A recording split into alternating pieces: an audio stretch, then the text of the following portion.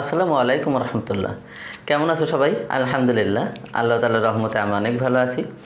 আজ আমরা অষ্টম শ্রেণীর ষষ্ঠ অধ্যায় শিখব। এই ষষ্ঠ অধ্যায়টা তোমাদের অষ্টম শ্রেণীর জন্য খুবই গুরুত্বপূর্ণ একটা চ্যাপ্টার। এই চ্যাপ্টারটা থেকে তোমাদের একটা সৃজনশীল থাকবে।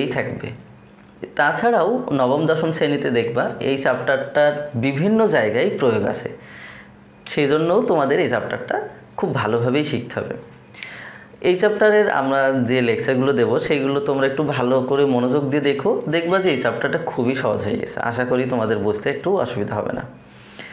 তো আজ আমরা অনুশীলনী 6.1 করব। দেখো এখানে এই অনুশীলনীতে আমাদের শিখতে হবে বিশেষ করে সরল সহ সমীকরণ। এই সরল সহ সমীকরণ কীভাবে আমরা সমাধান করব সেটাই আমরা এখানে শিখব। তো দেখো আমি সরল সহ সমীকরণ কি সেটা আগে তোমাদের একটু জানা দরকার। তোমরা সমীকরণ আমি যদি একটা লিখি, দেখো x + y = 7, এটা একটা সমীকরণ একঘাত বিশিষ্ট। দেখো তো এই x আর y-কে আমরা কি বলবো? এটাকে আমরা বলবো চলক বা রাশিও বলতে পারো, বা রাশি। আর যেহেতু এর ঘাত দেখো 1, এই চলকগুলোর ঘাত কি 1, তাই এটাকে আমরা বলি কি সরল সমীকরণ। এটাকে আমরা কি বলতে পারি? সরল সমীকরণ। সরল সমীকরণও বলতে পারি। এই সমীকরণের দেখো বিভিন্ন মান দ্বারাই এই সমীকরণ সিদ্ধ হয়। এই চলকগুলো যদি বিভিন্ন মান বসাই তাহলে সমীকরণটা সিদ্ধ হয়। যেমন আমি 5 + 2 বলতে পারি, তারপর 4 + 3, তারপর 9 - 2 বলতে পারো। দেখো তো এরকম অসংখ্য মান দ্বারাই এই সমীকরণটা সিদ্ধ হয়। আমি যদি আরেকটা সমীকরণ লিখি, x - y = মনে করো 3, এটাও দেখো বিভিন্ন মান দ্বারা সিদ্ধ হতে পারে। যেমন 4 - 1 = 3 হতে পারে, 5 - 2 = 3। দেখো তো আবার 8 - 5 = 3। দেখো এরকম অসংখ্য মান দ্বারা এটা কি হয়? সিদ্ধ হয়। তাহলে যে মান দ্বারা এরকম সমীকরণ, একাধিক সমীকরণ সিদ্ধ হয়, সেই সমীকরণগুলোকে তাহলে আমরা তখন কি বলবো? সরল সহ সমীকরণ। যেমন দেখো এই দুইটা সমীকরণই, এই 5 আর 2, দেখো তো 5 আর 2 যোগ করলে 7, আর 5 থেকে 2 বিয়োগ করলে 3। দেখো তো এই মান দ্বারা তাহলে দুইটা সমীকরণই সিদ্ধ হয়। তাহলে এই সমীকরণকে দ্বয়কে তখন আমরা কি বলবো? সরল সহ সমীকরণ। নিশ্চয়ই ক্লিয়ার হয়েছে সরল সহ সমীকরণটা কি। আমরা এই চ্যাপ্টারে সরল সহ সমীকরণ কীভাবে সমাধান করব তার দুইটা পদ্ধতি নিয়ে আলোচনা করব। এই দুইটা পদ্ধতি তোমাদের এই অষ্টম শ্রেণীতে আছে। এইগুলো খুব ভালো করে তোমাদের একটু শিখতে হবে, একটু মনোযোগ দাও, দেখবা এরপর আর কোনো অসুবিধা থাকবে না। তাহলে প্রথমে আমরা শিখব তাহলে প্রতিস্থাপন পদ্ধতি। প্রথমে দেখো 1 নাম্বার প্রতিস্থাপন পদ্ধতি আগে শিখব। প্রতিস্থাপন পদ্ধতি নামটা শুনেই তোমরা বুঝতে পারছো প্রতিস্থাপন বলতে কি বোঝায়? একজনের জায়গায় আরেকজনের স্থাপন। এরকমভাবেই আমরা এই সমীকরণগুলোর সমাধান করব। তাহলে প্রতিস্থাপনের 3টা ধাপ আমরা অনুসরণ করব। আমি দুইটা সমীকরণ লিখি, x + y = 7, আরেকটা x - y = 3। আমি এই দুইটা লিখলাম। দেখো এগুলো সমীকরণ নাম্বার দাও। 1 নাম্বার, এটা মনে করো 2 নাম্বার। প্রথম কাজটা কি করব? এই দুইটা সমীকরণের যে কোনো একটা হতে আমরা যে কোনো একটা চলকের মান আর একটা চলকের মাধ্যমে প্রকাশ করব। এটা প্রথম কাজ। তাহলে লেখো যে 1 নং হতে পাই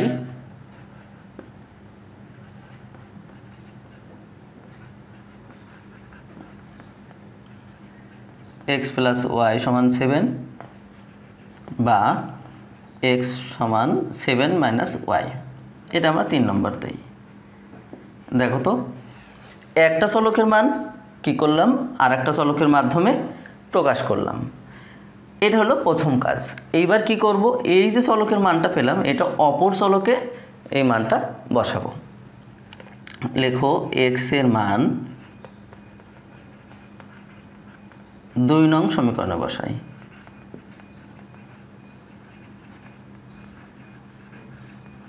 সমীকরণে বসাই, ঠিক আছে। 2 নং সমীকরণ কী ছিল? x মাইনাস ওয়াই সমান 3 ছিল। অতএব x এর মানটা কি তাহলে? 7 minus Y, 7 minus Y minus Y সমান 3। এই 7 এই x এর মানটা কি? 7 মাইনাস ওয়াই, এই মাইনাস এই মাইনাস এই ওয়াই 3 3। এটা হলো দ্বিতীয় কাজ। এখন এটা আমরা সমাধান করব, করে y এর মানটা বের করব। বা দাও মাইনাস 2y 3 মাইনাস 7 বা মাইনাস 2y সমান মাইনাস 4 মাইনাস 2। দেখো তো y এর মান আমরা পেয়ে গেলাম। এখন যে মানটা পেলাম এই মানটা কি করব? এই দুইটা সমীকরণে যে কোনো একটাতে বসাবো। বসালে আমরা অপর চলকের মানটা পেয়ে যাব। এটা হলো তৃতীয় কাজ। তাহলে আমরা বসাই।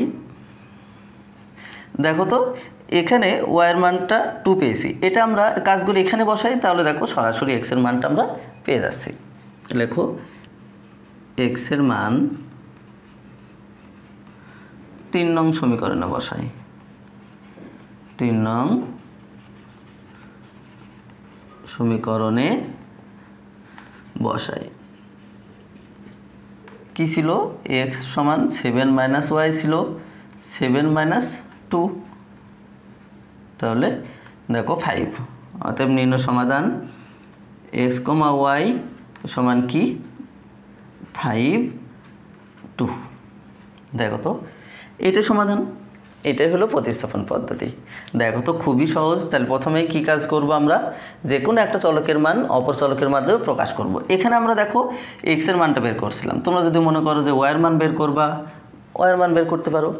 যদি মনে করো যে 1 নম্বর না, তোমরা 2 নং সমীকরণ হতে বের করবা, তাও করতে পারো। এখানে 2 নং সমীকরণ হতে পাই লিখবা, লিখে x এর মান বা y এর মান বের করবা। করে তখন কি করবা? এখানে 2 নং সমীকরণে বসাইছো, তখন 1 নং সমীকরণে বসাবা। তারপরে এই যে আমরা মান পাবো, এই মানটা কি করব? অপর সমীকরণে এরকম মান বসাই দেব, দিলেই সমাধানটা হয়ে যাবে। দেখো খুব সহজ একটা মেথড। এরপর আমরা তাহলে আর একটা মেথডের কথা বলছিলাম, সেটা হলো অপনয়ন পদ্ধতি। এখন আমরা অপনয়ন পদ্ধতিটা কি একটু দেখি। দেখো দুইটা সমীকরণ আমরা লিখি। x প্লাস 2y সমান 9 মনে করো, আরেকটা মনে করো 2x মাইনাস ওয়াই সমান 3 দিলাম। এই দুটো সমীকরণ আমি সমীকরণ নাম্বার দিয়ে দেই। এটা আমরা অপনয়ন পদ্ধতিতে সমাধান করব। দ্বিতীয় পদ্ধতি কি তাহলে? অপনয়ন পদ্ধতি। অপনয়ন পদ্ধতি। এই পদ্ধতিতে আমরা সমাধান করব। এটার ক্ষেত্রে আমরা 4টা স্টেপ ফলো করব। প্রথম কথা কি করব? আমরা এমন দুইটা সংখ্যা দ্বারা এই দুইটা সমীকরণকে গুণ করব যেন যে কোনো একটা চলক একই রকম হয়। দেখো তো এইখানে যদি আমরা একে 2 দিয়ে গুণ করতাম তাহলে 2x হতো, একে যদি 1 দিয়ে গুণ করতাম তাহলে 2xই হতো। দেখো তো তাহলে দুইটা সমীকরণের একটা চলক একই রকম হয়ে গেল না, চলকের সহগ। অথবা যদি তোমরা কি করতে, এটাকে 2 দিয়ে গুণ করতে, এটাকে 1 দিয়ে গুণ করতে, তাহলে দেখো এখানে 2y, এখানেও 2y হয়ে যেত। আমরা দেখো তো এটা করি। তাহলে এক কাজ করি, প্রথমে কি করব? এই দুইটা সমীকরণের এমন দুইটা সংখ্যা দ্বারা গুণ করব যেন দুইটা সমীকরণের যে কোনো একটা চলক একই রকম হয়। দেখো আমি একটু লিখি। 1 নং সমীকরণকে 1 নং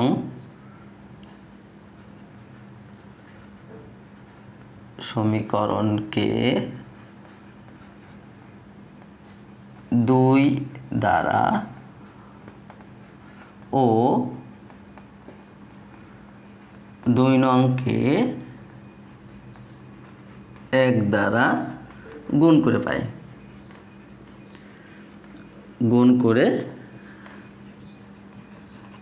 পাই, গুণ করি। তাহলে 1 নংকে 2 দ্বারা গুণ করব, সম্পূর্ণটাকে গুণ করবা।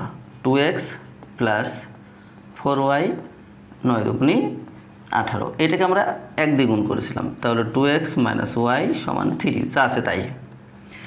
এখন আমরা কি করব, দ্বিতীয় কাজ যোগ বা বিয়োগ করব। এখানে কি করব দেখো তো, যদি এই দুইটার আগে যে চলকটা সমান হয়েছে সেই সহগটা সমান হয়েছে, এই চলকের আগে আমরা দেখব কি চিহ্ন আছে, এটাও প্লাস, এটাও দেখো প্লাস আছে। যদি একই চিহ্ন হয় তাহলে বিয়োগ করব, আর ভিন্ন চিহ্ন হলে যোগ করব। যেহেতু দেখো দুইটা একই চিহ্ন আছে তাহলে আমরা কি করব, বিয়োগ করব। প্লাস আছে তাহলে চিহ্ন পরিবর্তন করে নাও, এখানে পাশে লিখে দাও বিয়োগ করে, বিয়োগ করে।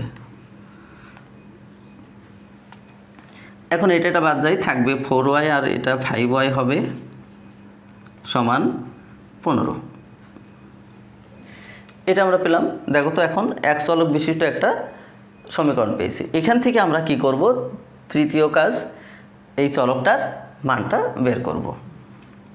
বা দাও y সমান 15/5, অতএব y সমান 3। দেখো তো y এর মানটা আমরা পেয়ে গেছি। এখন কি করব, এই মানটা এই দুইটা সমীকরণে যে কোনো একটাতে বসাবো, বসালে আমাদের সমাধান হয়ে যাবে। তাহলে সেই কাজটাই করো, লেখো যে y এর মান 1 নংয়ে বসাই,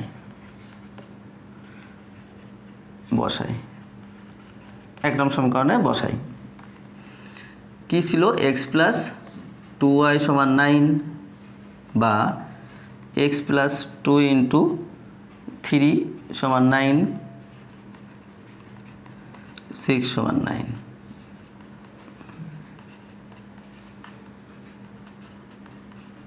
দেখো তো x এর মান কি পেলাম, 3। এটাই সমাধান। অতএব x, y সমান 3, 3। দেখো তো পদ্ধতিটা কি, তাহলে প্রথমে কি করব, আমরা যে কোনো একটা চলক সমান করব। এই দুইটা সমীকরণে যে কোনো একটা চলক, যে কোনো একটা তোমরা করতে পারো। আমি এটা করেছিলাম। তাহলে সহজে তোমরা কি করবা, এই যে সহগটা, এই সহগটা দিয়ে কি গুণ করবা, এই সহগটা দিয়ে এটাকে গুণ করবা। তাহলে দেখো সহজ হয়ে যায়। এই 2 দিয়ে গুণ করো, 2x, এখানে 1 ছিল, 1 দিয়ে এটাকে গুণ করো, 2x হয়ে যাবে।